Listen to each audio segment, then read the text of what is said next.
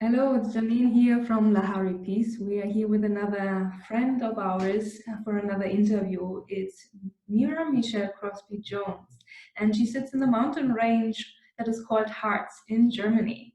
She is a medicine woman and she founded the Sacred Female Rising Institute.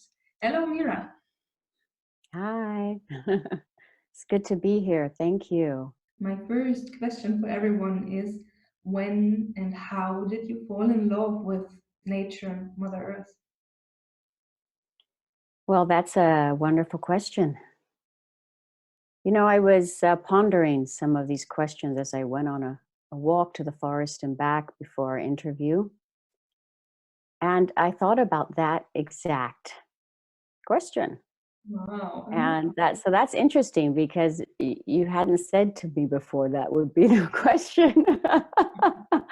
And you know, my grandmother Mary, she's an English woman. So I grew up partially in England. My mother's English, and she would get me by the hand when I was a little girl, and she would say, "Come on, Shelley," because that was my nickname, Shelley. "Let's go for a walk in the meadows." And then she would whisper to me, "I don't need any church, for the nature is my church." Yeah. That gives me goosebumps just remembering that and sharing that out loud, because she really gave me that as a huge gift. That was real for her. And so can you imagine a small child being in that resonance and hearing that from an elder, and she was so natural about it. You know, we would go along the river and we would walk in the meadows and I would pick some daisies. And she would say, "Not too many." Leave some for the others, you know. And this was quite often that that this would happen in my life with her. So that was I you know, it's nothing you think about in the moment, of course, but looking back, that indeed was like many small initiations. Yes, with my grandmother, she was a very special woman. Our grandmothers are the gold. They are the wealth of our communities. You know, we're so blessed to have them there. So for So you, that was. Mm. so for you, it's mainly the grandmothers that were leading you then through your own journey, or was it nature itself then?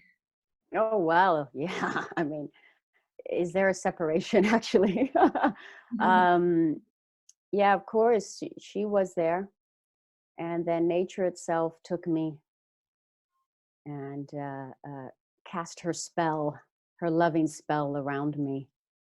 You know, and I had times where I was more connected, and times I was less connected. But there came a turning point that if I didn't have if I didn't have that communication, that communion in a way, you know, with nature, then it didn't work for me. Didn't work. I needed to be there. How did it feel for you when you didn't feel this communion with nature? Well, it reduced my feeling, my sensitivity, Mm.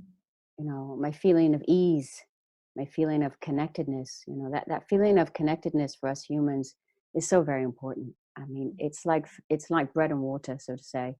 We really need it, but unfortunately, oftentimes we forget. We have forgotten Mhm. how valuable it is for us to be in the vibration and the resonance, because it is us. We are nature, Mhm. right? So we get disconnected from what we are, and then we call it something different, you know, which is a trick. It's a trick of the mind. It's a trick of our tricky minds, because our minds are tricky, like coyote. As you just said, you are partly English. You have quite an interesting background. You want to talk a little bit more about that because I think that could be very tricky as well, being so many different cultures in the background, isn't it? Mm, yeah, it was definitely tricky in my 20s, you know, not feeling like I really belonged, you know. And on top of that, my father was in the U.S. Air Force. So that's actually how my, you know, Black Indigenous father, or African American, Native American, however you want to frame it, met my Caucasian English mother in the mid 60s when he was stationed in England. So that's how they met, right? And as a girl, I was born in England, and I grew up there basically till I was 12 and a half. And with little trips back and forth, because, you know, in the armed forces, you move a lot. If I was in England, I felt English, but I wasn't quite English enough, you know. And then if I was in America, I felt American, but I wasn't quite African American enough, you know. And we lost a connection to our indigenous line through death and young deaths, dying young. So it was either like I tried to be more this way or I tried to be more that way, and that didn't work. And so that brings a level of isolation, Yes. which is painful, you know. And it can bring a level of like a disillusionment in oneself or one's connection. So that is probably why I began quite early to meditate at the age of 19. Through suffering, I began to meditate. At that age, my parents divorced, so that was really quite a smack, you know. Especially since we were a military family, we moved a lot, so we didn't have those deep connections to other family members, so to say. You know, I mean, we had them, but we always lived different places. So, and when I began to meditate, I found slowly but surely, I found a new home. How A did, new home. yeah, Yeah, a how new home. did meditation and the new home were calling you? Well, the first thing is that suffering helped us to find something that we no longer suffer so much if we're intelligent. I mean, some of us like suffering, so we just can keep going down that road until we hit a brick wall, which we will ultimately. But with my curiosity, I've always been a very curious person, and intelligence, I said, well, I need to do something. I was very stressed out. I got pneumonia, walking pneumonia. So it was grief in my heart, you know. It's where we carry our grief, is in our lungs, in this area. So, and that coupled with a need, and that need was at 19, I was in university, and I was challenged by mathematics.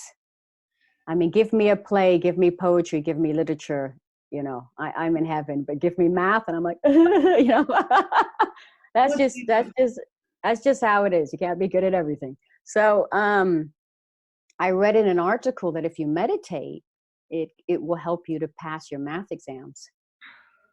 So right, I had suffering, Yeah. I had curiosity, intelligence, and I had a need, right? So those things helped me get to an amazing woman I met through one of my colleagues. I was working in a bank simultaneously to going to university. And she said, "You're too stressed out for such a young age. You need to go and see my mother." And I said, "Well, who is your mother?" And she goes, "Go and check it out." So eventually I did within a month. And she had small meditation groups at her home. And I can honestly say that she probably, in a very real way, saved my life. At least she saved my sensitivity. And that can be like saving one's life, right? Yes. So I began to meditate with this group, and it felt so good. Felt so good. And I'm like, well, I'm going to keep going because it feels so good, you know? And then after a few months, I found out it was effective because my math scores got better. So, so I thought, okay, Great. you know, there is something with this meditation thing. I got to keep going. And then after about 8 or 9 months, she invited me to go into a energy medicine training, and she was a healer, energy healer. And I said, sure. I had no idea what I was getting myself into. But innocence is sometimes the best thing. And actually, I look back and I realized how fortunate and blessed I was just to be one-on-one with such a great healer, because she was really a great healer. And she trained me in everything. It was just me and one other person, reading auras, chakras, the meridians, everything. And within half a year, I could just plug into people's mainframe, so to say, and read their chakras, like, oh, that's your boss, and you have this issue, and his name is Mark, and da-da-da-da-da-da, the whole thing. And they'd be like, and then all of a sudden, I was also like, oh, I don't know if I want to know that much about other humans, So I stayed in there for just about 3 years. And when I was sort of offered a position at her healing clinic or center, I turned it down. Even though I could feel the gift. I could feel that something magical was happening there, something I couldn't really explain at the time. I thought to myself, no, I'm too young to. I think at that time I was just like 22, and I thought, no, I'm too young to deal with other people's problems. I have enough of my own. So I've got to go on my healing way,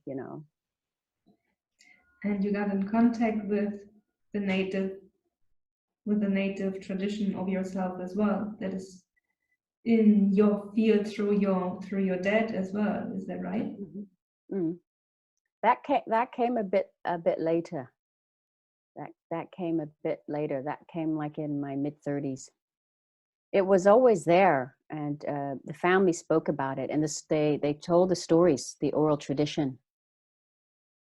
And that was beautiful to hear all these stories, from my grandfather, and from my great-grandfather, who was half Blackfoot and half Black, and my father's father is half Cherokee, Choctaw, and Black.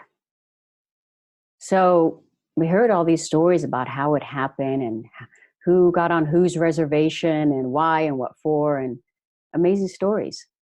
And they warmed my heart. I could feel it, but I didn't move into it really at that time. I was studying history, anthropology, communication, psychology, and I was working on myself, my inner child, and getting more free, more open. And I was also meditating. I was doing all kinds of different types of techniques on myself. seeking the self, know thyself. Interestingly enough, one of the big first spiritual openings I had, it was with my English line, my Celtic old Brit line of Indigenous Wisdom came to me when I was in England in my mid-20s. I was there on the Glastonbury tour. I was up there actually with my mother. I said, Mom, come on, you need to go to Glastonbury with me. And she says, okay. So we made a trip, mother and daughter. And I was up there on the tour, and an energy came. It's a powerful place up there. It was really strong. And I went, I don't know what's happening. I don't know what's happening. And I was like this, and I hunkered down, because I couldn't even stand. The vibration was so strong. And I said, I don't know what I'm going to do. She said, oh, are you right, darling? Oh, what's going on? I go, I think I have to run. That's what I said to her at that time. I think I have to run down the tour. And if you've ever been on Glastonbury tour, you know that it's like that. You don't want to go actually running full speed down Glastonbury tour. It's not really something you want to do. But I did it. Oh, really? just in that moment, it was so deep. I didn't realize the significance of this until like 5 years later. I said, I have to, Mom, I have to run. I have to run. And then she said to me, go, do it, run, Shell, run. And I took off down the tall, full speed till my feet were hitting my bum. You know, I was a couple of times I was really nervous that I would just do a somersault. You know, I would just start like, you know, like a ball going down, but I didn't. And I went all the way to the bottom, and towards the end, I was just screaming like, oh, you know, like not like that. It was much more primal and guttural. And I'm not going to do that now. I'll save you that. I'll save that one. And some years later, as I said, I realized that that was the power of my ancestors and the power of the dragon initiating me. And the fact that my elder, my line, gave me permission. This permission is a very important part of us accepting our spiritual power, permission. Because it's always there all the time, actually, but we either don't touch it or we don't feel allowed somehow, you know. So she gave me permission, and I went for it. And that was awakening such an energy in me. Yeah. And a few years later, I was with an Indian yogi, Yogi Shanti, bless you, Yogi Shanti. And he actually led me to my very good friend and mentor, Whirlwind Eagle Wolf. He was a Yaqui native and a Lipan Apache native. And he became my teacher, and he is the one that reconnected me to my indigenous line. And when that opened, everything else opened. You know, it was like all the work I had done was to prepare me for that opening. Because they were waiting. They were waiting for me. I was the one that they chose.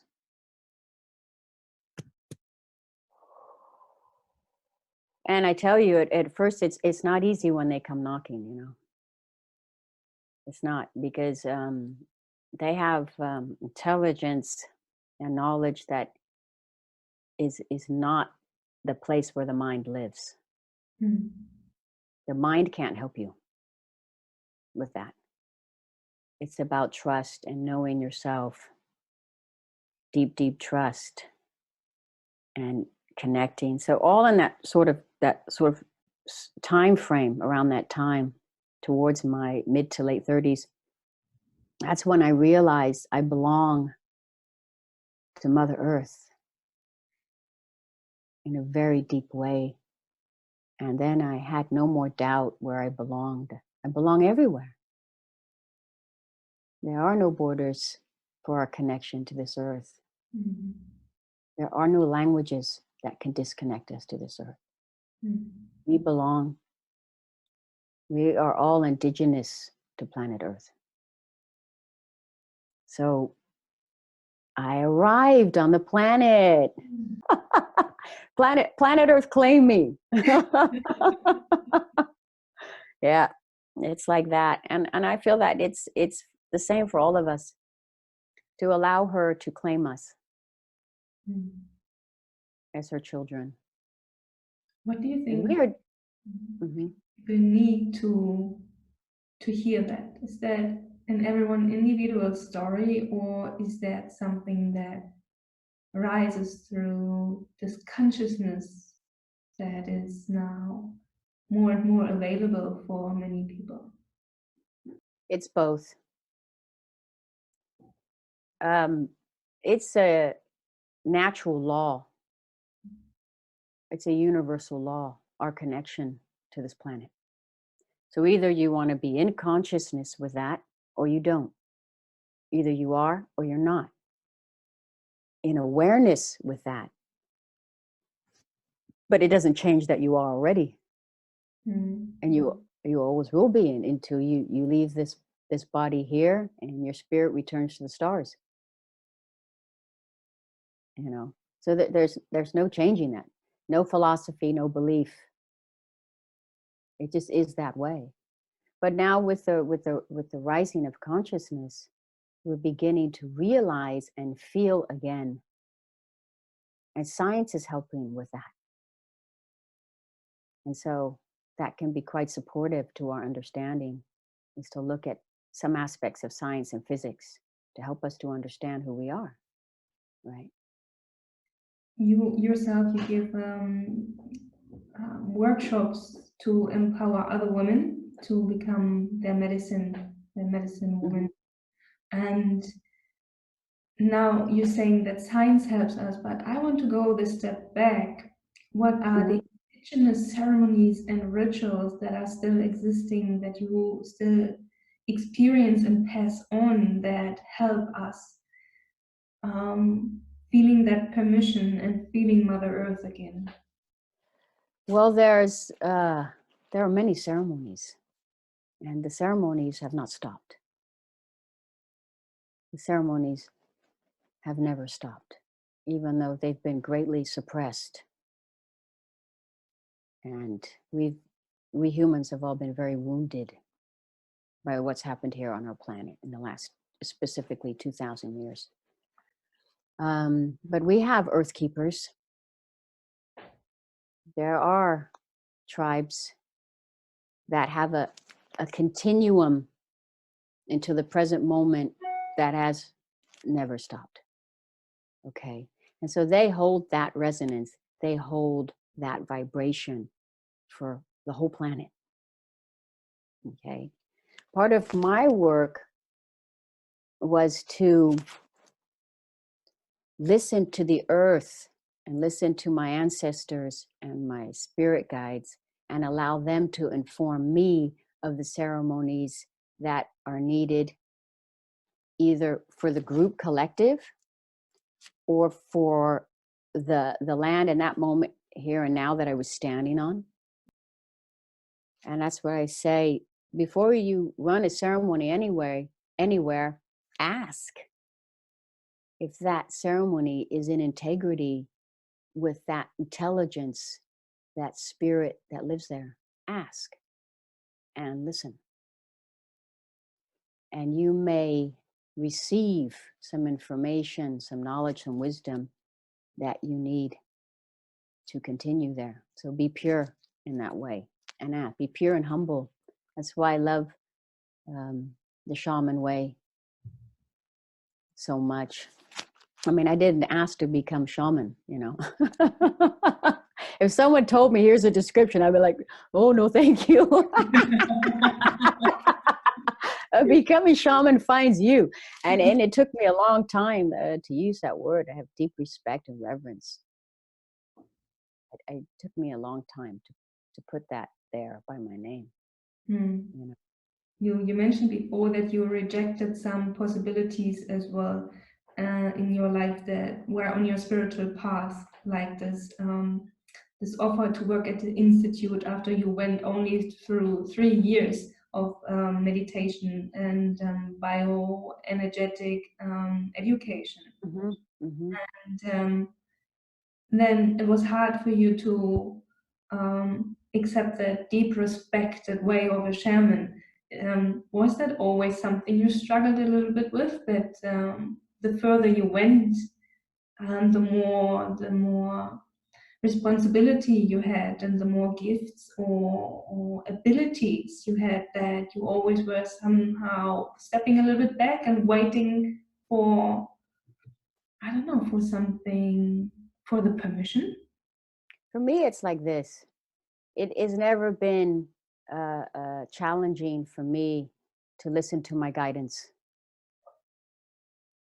And it wasn't challenging for me to go out into the nature and follow that guidance and to become the shaman that I have become.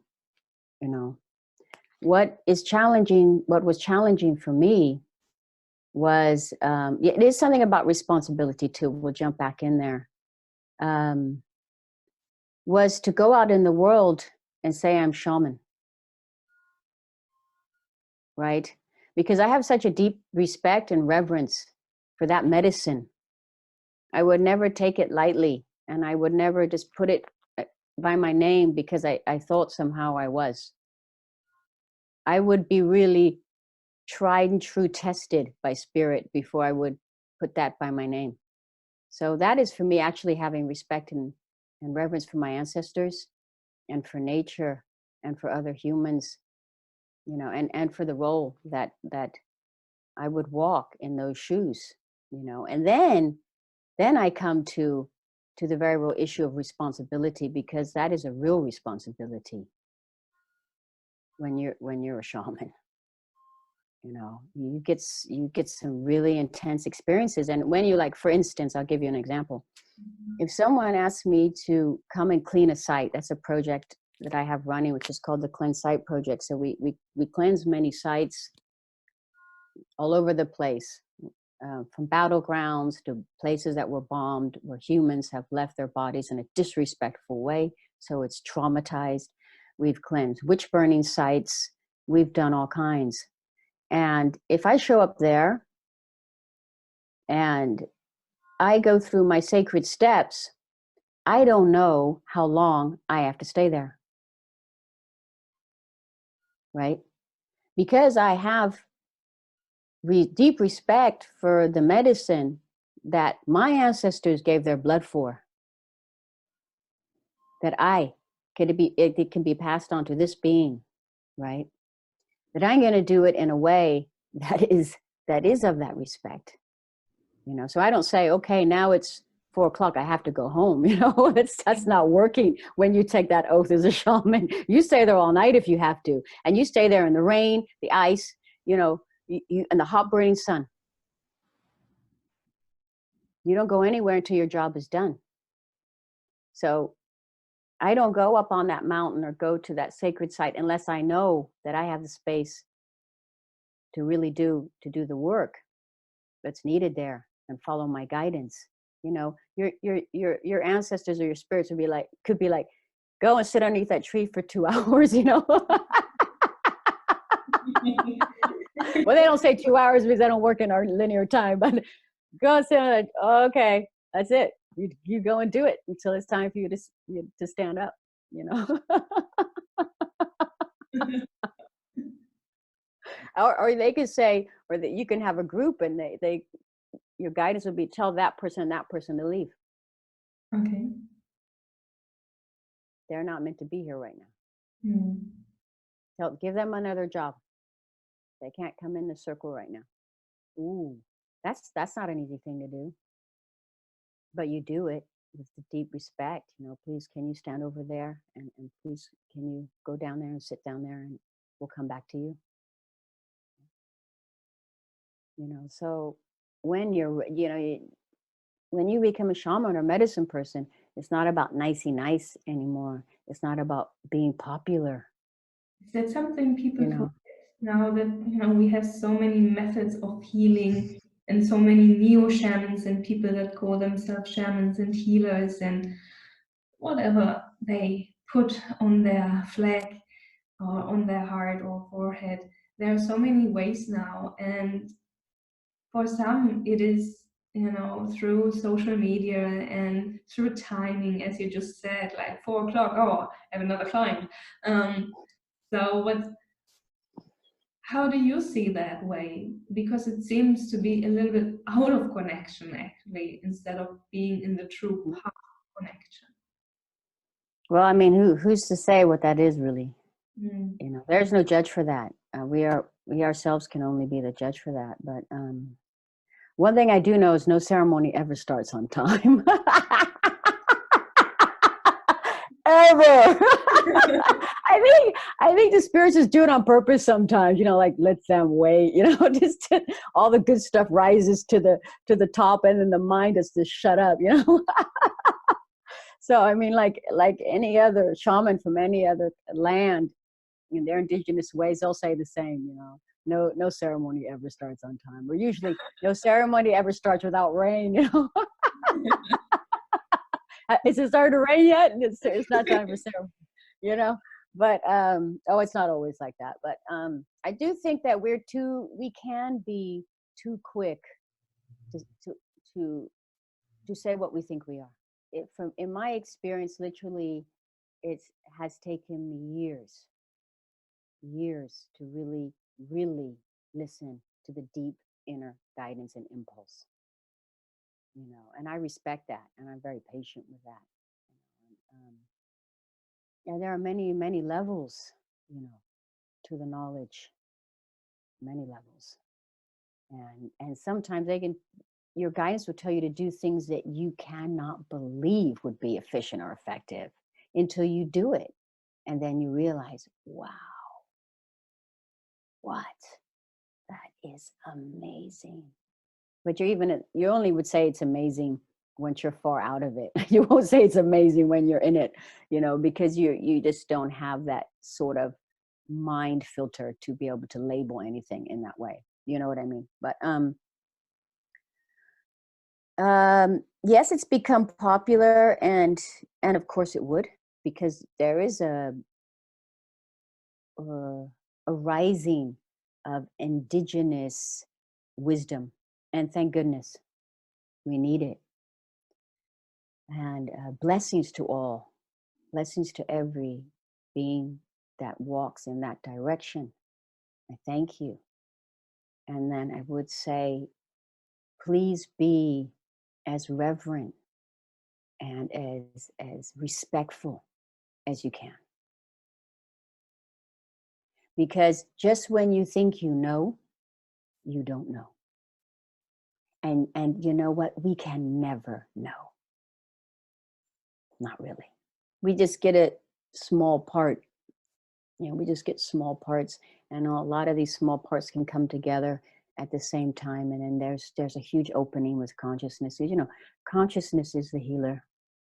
And you know, that might sort of start to become a trendy thing to say, but when you're in it and you're out of the driver's seat, you know, you get in the driver's seat with all of your experiences, your skills, your mindset, your discipline, and as soon as the vehicle begins to go, then you step out and you allow consciousness to guide you. And there is no more mind. You are just now and here. That's it. You know, and sometimes when intense things happen in the group, the mind will come in a bit to help you navigate some things, and then it's right back in there. And the power is real.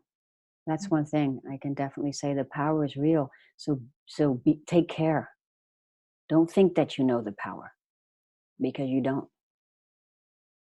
Right. And please, you know, this is one that most things don't irritate me, because I know everyone's on their learning curve. Everyone's just learning, and most people want the best, you know. But take that word master healer, master this, master that. This, you know, stop it. You're not a master. You're a servant.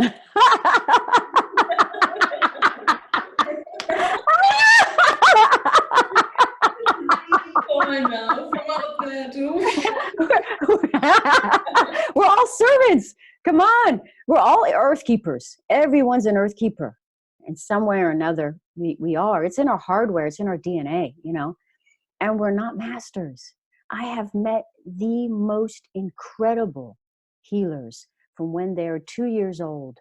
I know one of my brothers is a Maori healer from New Zealand. He's indigenous Maori. He's powerful. And they have a healing line. He comes from a healing line for over 1,000 years. Continuum, not interrupted, from you know, grandfather to grandson, or father to grandson, and on and on and on and on. He's so powerful, right? And he's a traveler. He travels all over the universe. And I tell you something, he would never call himself a master. That's hierarchy talk. Mm. And you just said No. that it's important to be humble as well. Yeah. Now that we talk about Indigenous people, um, there is a big movement with Indigenous people. You see them more raising their voices and sharing their knowledge, and you see Indigenous people as well, native people as well, standing up for their rights. If it's in Brazil, if it's in Hawaii, if it's in New Zealand, and there are many more examples where they really gather now and say, we now in this system that is made without our permission, Mm-hmm. have to stand up to claim our rights again. So how do you look at that? Where is that suddenly so strong coming from? You can look in so many places, and it's like whoosh, like a fire itself. Suddenly, natives, indigenous people are lit, and you see them in the U.S.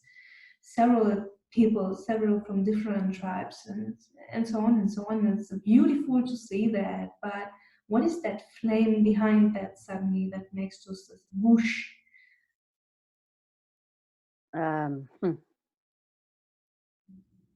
Mother Earth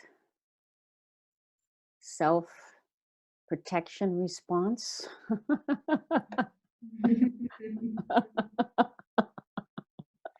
Let's be real. Well, it's time. When we're traumatized, and we're all traumatized, humans on this planet, we're all traumatized. And again, we're all indigenous to planet Earth. So let's not think that there's a separation. We have just forgotten. We have just forgotten some very essential things, you know. And so these humans, my sisters and brothers, they haven't forgotten as much as we have. They've just been traumatized through behavior unto their persons, which is disgraceful. Right. And so now after 4, 5, 6 generations of living a deep and active trauma, they're able to come out and stand up. It's what we all can be doing and maybe should be doing. It's what I have been doing for some years. Right. And I'm lucky enough to have my Native and African ancestors only activated, 1, 2 generations back. So my line it's right here,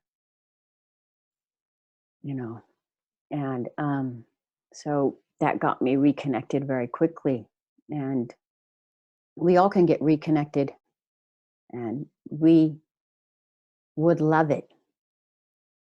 We would love it, and our earth would love it, right? So it's Mother Earth is saying, okay, we're gonna reach the dear ones that can hear it and have the power. And I thank so deeply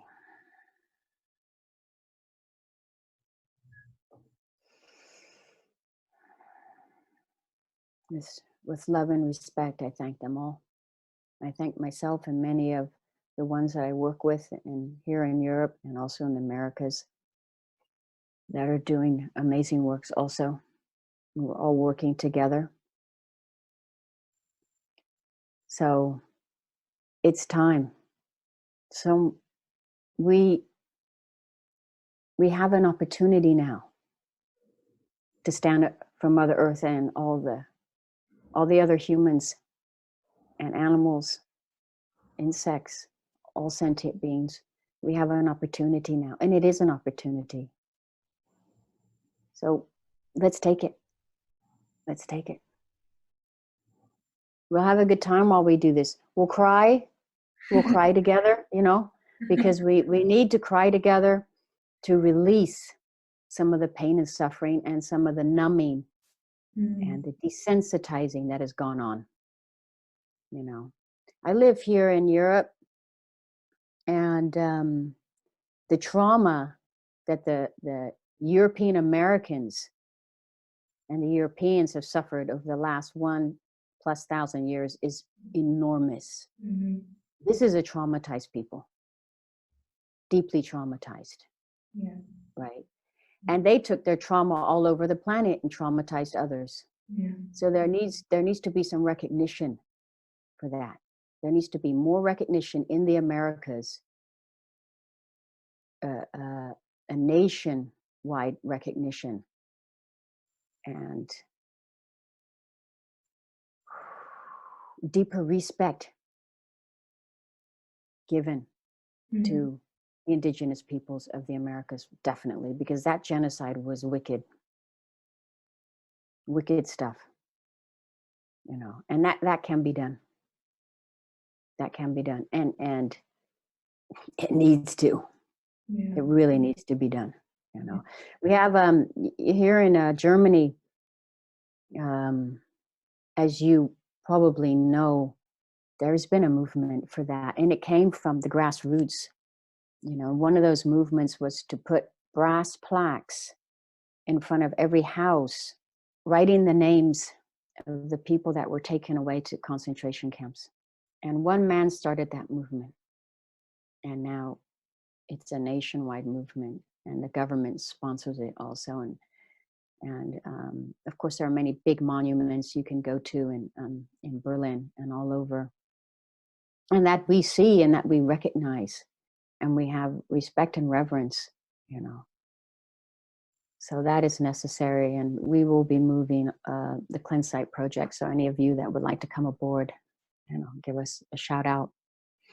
Because if you can imagine that you're living in a place, let's say you're living in a beautiful place on the coast of California somewhere, it's your heart place, you know, but something's wrong there, because only 100, 120 years to 150 years ago, there were people that were exterminated there, and they lived in that exact canyon where you live for 5,000 to 6,000 years, or 7,000 or 8,000 years.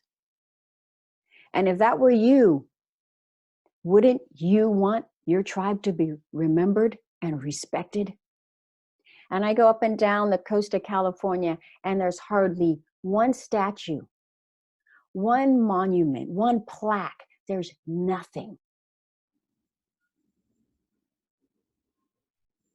And I feel, you know, my heart and my stomach feels sick at the arrogance. It's a disgrace. It's a disgrace. When you have a people living somewhere who were caretakers of the land between 5,000 and 10,000 years, and now there's nothing. What is that? So I'm happy to look forward to, I know it's what the Germans call it's heftig, no? When you look at it, you know, so many people now that I'm in Latin America, and I talk to many people that, you know, here they still have in Peru and even in Argentina, in Brazil, Colombia, Bolivia, you still have old tradition of earth keepers. And that is so great. And they're moving on now. They're spreading their words, they're spreading their ceremonies, their rituals. And people from Europe, before they went to India to find out what is there in spirituality, and they all wanted to be yogis, and still there are so many people that want to be yogis, and now they come to the Latin Americas, to the countries here, and they learn new rituals, and they bring them back to Europe to remind us where we have our roots as well. And yes, that is such a strong impact in Europe as well.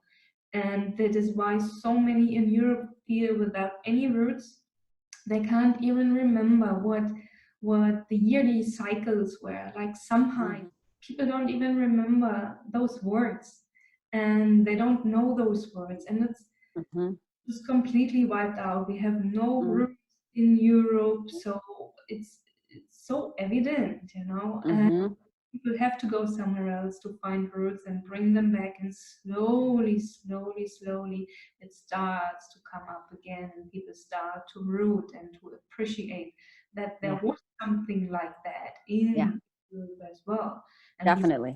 stone sites and old ritual places and so on and so on, and they, you know, just slowly, slowly now. And it's great to see, you know, there where there's that giant pain, as you said, that is like thousands and more years old. Um, Mm-hmm. yeah, that you know, there is that base somehow, that pain as it was spreading all over the globe. It's great to see that there is a shift as well, and that through the help of other earth keepers and commonly known as indigenous people. But yeah, it makes just then more sense that you even say that we are all indigenous people, because if we remember that we had roots like Mm-hmm. that we have shamans, rituals, spiritual medicine, and so on and so on. We had that all in Europe as well. And yeah, so we are indigenous as well, of course. Yes. Uh, I wish I had this picture here right now. One of the primary pictures I show the German women or European women is of a shaman, and she looks like a Mongolian shaman or a North American Turtle Island shaman, 8,000 years old, right? Female shaman. And those are you don't have to go back 8,000 years, but she was found in Eastern Germany not that long ago, maybe 50 or 60 years, but and there she is. There's the indigenous ancestor. So many um, indigenous shamans and spiritual people have been talking about the resurrection of the shaman in Europe, and it's happening. England has been a bit longer, you see, because England, for some reason, kept those sacred sites. It was, you know, um, in Scotland and Wales, these sacred places there that were kept alive somehow or another, you know. And now the same thing is happening here. And I've visited many of the sacred sites here in the Heartshead. They're powerful. You know, we go and stand on them and honor the ancestors and take them food and take them what they like. And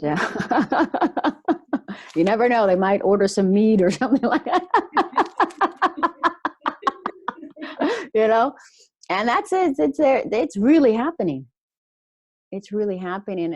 And one of the primary works I have is to reroot, to assist in the rerouting process to the land, that the wisdom can begin to rise up and come through the when the people are ready for that, because it's powerful, and you have to be able to hold that level of resonance also. Rising consciousness that we talked about before, and the search for connection, and the empowered people that crossing or aligning as well with female energy that Mm-hmm. is rising now more and more, such a suppressed energy in every one of us, with women or Mm-hmm. men, and on earth. So is that all like in an interference that all of that, yeah, is related? Like the rising consciousness, the rising Mm-hmm. female energy, and the rising search for people to come back to their own roots. Yeah, it's all connected. And there's an amazing rising masculine also on our planet. Men that are redefining their masculinity by their own value system, and not through this sort of what can be a toxic hierarchy. And so it's all coming, you know. It's in almost every prophecy this time that we're living at the moment, you know. And the energy surges are intense. They're intense right now, and it's going to continue. In 2020, we're going to really get some strong, very well, strong's not the word. Strong is on the way to being the word. We're going to be hit really intensely with energetic shifts on our planet, and that is going to assist us in the rising of consciousness. We need it. You know, people speak about many things that they feel need to change on our planet, and I would say that it's one thing, and it is our values, what we value. When our values are in alignment, then all the shifts will come like this. We look very deeply about what do I truly value? What did I inherit as my value system? Mm-hmm. And now feeling I'm a human, I'm simply a human, and I'm standing here with 2 feet on the earth. There's the sky, the earth is under my feet, right? I have some food here I can eat now. There's the beginning there, right? What do I truly value? What gives me value? Because that has been the root wound. Mm. That has been the root wound for our whole collective, is to not feel enough, Mm-hmm. is to not have a real self-value, and to be able to self-validate. Right. And so presently we have some leaders that are sort of like running amok, so to say. They don't feel themselves. You know, when we don't feel, we hurt other humans. Mm-hmm. You know, so we have generations that have been taught to suppress their feeling because it was just too dangerous to feel so much. And we have a whole system of violence on media violence, which numbs us and suppresses our sensitivity.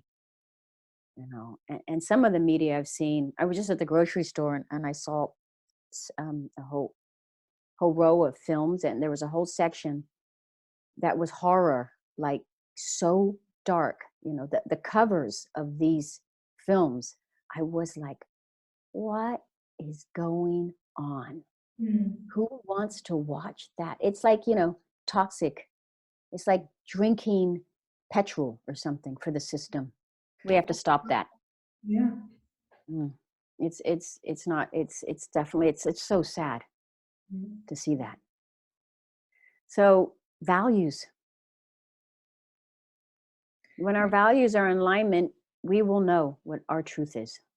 Yeah, you as well play a role in that, not just with the Female Rising Institute, as well with Codes for a Healthy Earth. So what is that vision? What is that great inspiration you want to bring into the world? Oh, well, thank you for asking. Codes for a Healthy Earth is a document written by 2 incredible visionaries, Shelley Ostroff and Young Golding.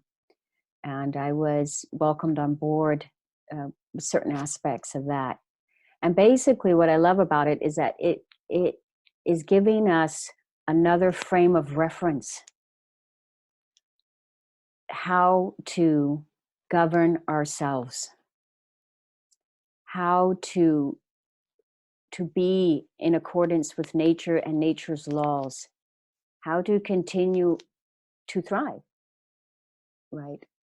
And in a way that is something we know because it's innate to us, and something sort of we've been programmed out of, you know, because of the trauma and because of, you know, and I won't necessarily say that, I'm not saying anything's wrong per se, or people are wrong. It's not about wrong. It's about what has happened and what we would like to happen now and into the future. You know, sometimes I look at this big perspective and I realize, well, you know what, maybe we needed that learning curve.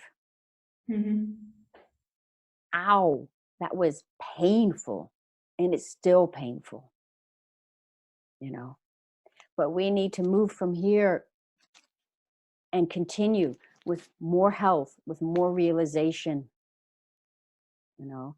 And I want to say, I want to give a shout out to all the humans watching this. It's like, Know your history, know your ancestors. You know, check it out. You know the history of where your ancestors from.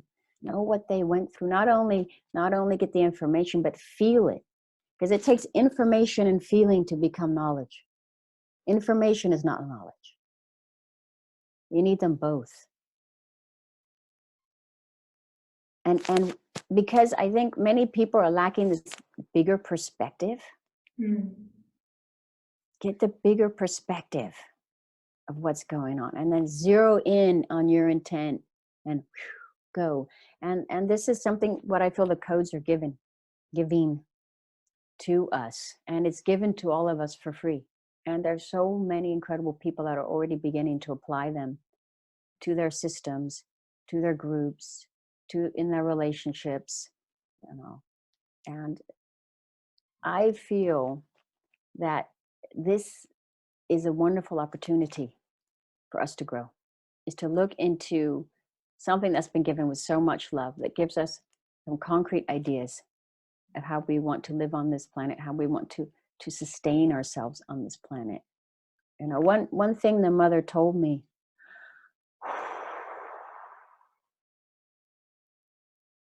okay, sometimes it really goes through me, you know, I have to slow it down, take it into second gear. She said, you know, we are amazing animals. We are amazing mammals with consciousness. And there was a time we lived on this planet where that consciousness, we actively communicated with our environment. That's how coded wisdom is developed. When Gary Matai won the Nobel Peace Prize for the Green Belt movement, said that 2004. And that culture is coded wisdom. And it is. It absolutely is.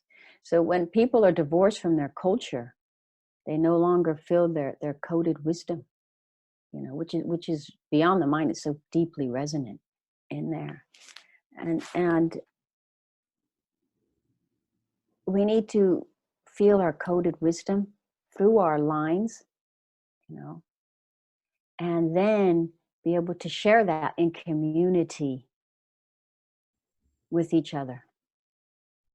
You know, that's the big gift. And so she said to me, when we stopped to see her in a loving manner, as a friend, as a relative, that the resonance of those sacred moments to be in communion, pulled back, pulled out from that symbiotic relationship, is also what brings her ill ease. Is also what creates an unstable weather environment. It's also what creates unstable humans with each other. Because it's a foundation. It's a foundational aspect, and it is also part of our biology, and this is not new. This is not new, right? Every shaman, ancient shaman knew this. Contemporary shamans, many know, and science supports it. Our biology has resonance, it has intelligence. When we look in the quantum way, when we look at anything, we observe it, we give it a frequency, right? That frequency has also life. So this is who we are. And you don't, you know, to use these words, you don't have to be anything. You don't have to call yourself anything, you know. You can just use your name. You don't have to call yourself anything, you know. You just be there with that, because that is a deep truth. And it is marvelous. It's really a marvel to be a part of that in consciousness, that awareness. And as we go forth, it only grows deeper. So imagine taking that. Here I come with my coded wisdom, you know. My coded wisdom loves to meet yours. So that way you're holding something of your culture. You have no need to be in resistance to someone who's different, because you're just tuned in and turned on about what their coded wisdom's about, because you've got yours. You know, so you don't need to beat up someone else for being different, because you're connected. You're not intimidated. You're not in this lack consciousness that says, I'm not enough. Of course, you don't feel like you're enough because you're a leaf in the wind. Right? And that's the community, what I love to be a part of. And in many ways, I am here. I mean, we're not living together 24/7, but we're constantly, the community is growing, and it's constantly connecting through ceremonies, through gatherings, and assisting. The female solidarity is very strong here.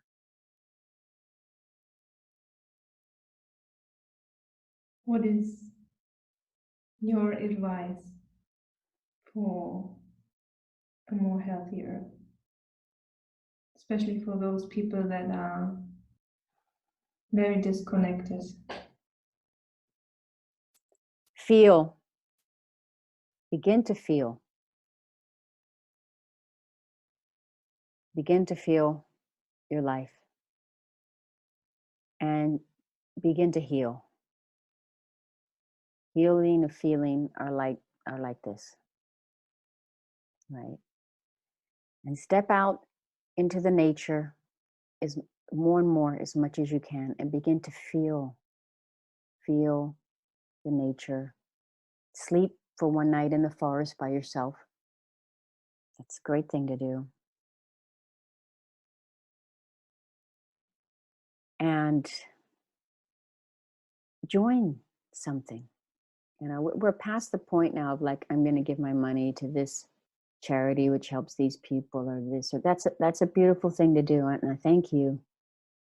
But it almost can solidify our perspective also. Like, I'm sort of superior because I can give money to something. No, you're not. So get over that one, because nobody's superior. We're all sometimes feeling superior, and we're all sometimes feeling inferior. It's a game. It's a program, you know. Get involved. Get involved in something. It's simple or as elaborate, but get in there.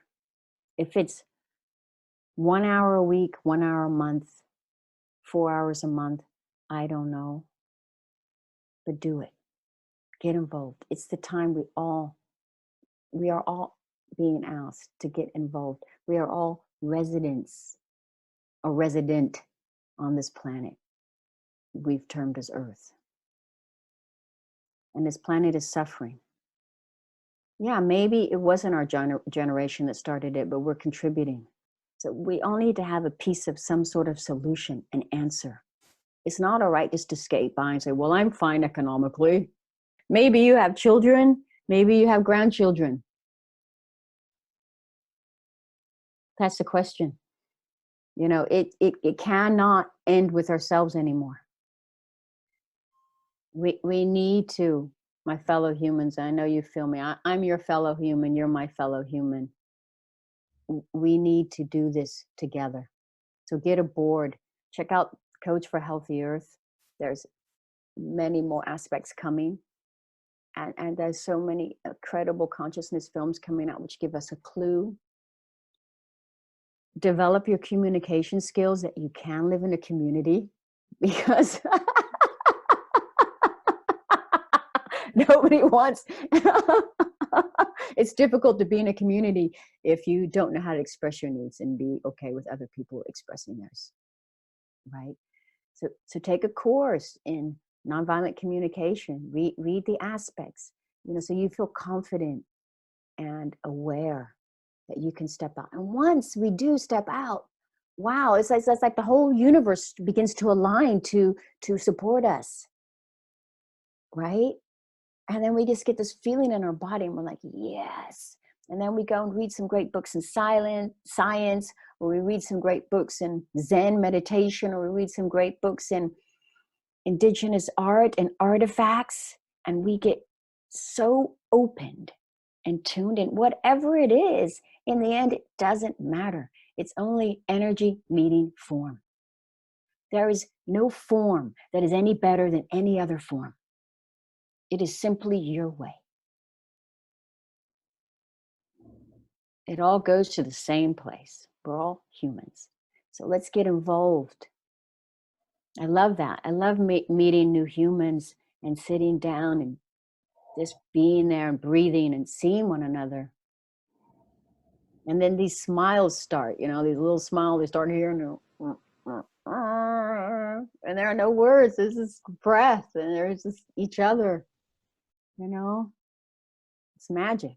We're magic. So let's use some of that magic and go out and co-create together this new earth that wants to be born. It's like we're in labor pains at the moment. And there's many people that need us to raise our consciousness. They can't do it for themselves because they're in the shit. And we can be happy and lucky that we're not.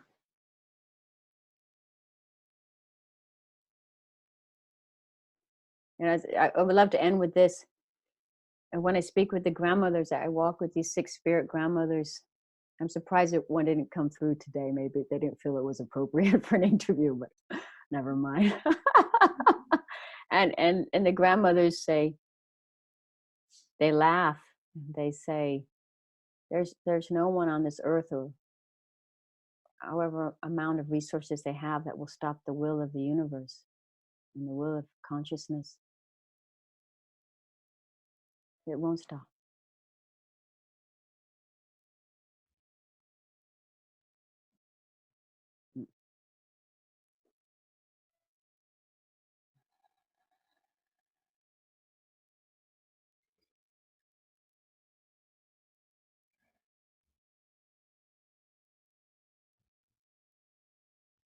So thank you. Thank you. Thank you so much. It's a blessing to have been here with you, my sister, and thank you for what you're doing. And let's keep doing all these necessary and wonderful steps together in consciousness. And let's call upon the sacred in ourselves and in each other. If you're having a difficulty with any human, just say, can I call your sacredness out, please? Shout out to your sacredness, bring it out right now. And try to stay in that play, that feeling of lightness, and then dip back down sometimes and feel the grief and come back up. We don't have to stay in the grief, but we do have to take steps towards creating solutions for it. And then we can say, Hukka hey! Let's go! I love you. I love you. Thank you so much. And I love you all out there who are watching. Yeah. You're my sisters and my brothers. And one day we're all going to live on the planet that we'll call every other human my sister and my brother, as we will have remembered who we are.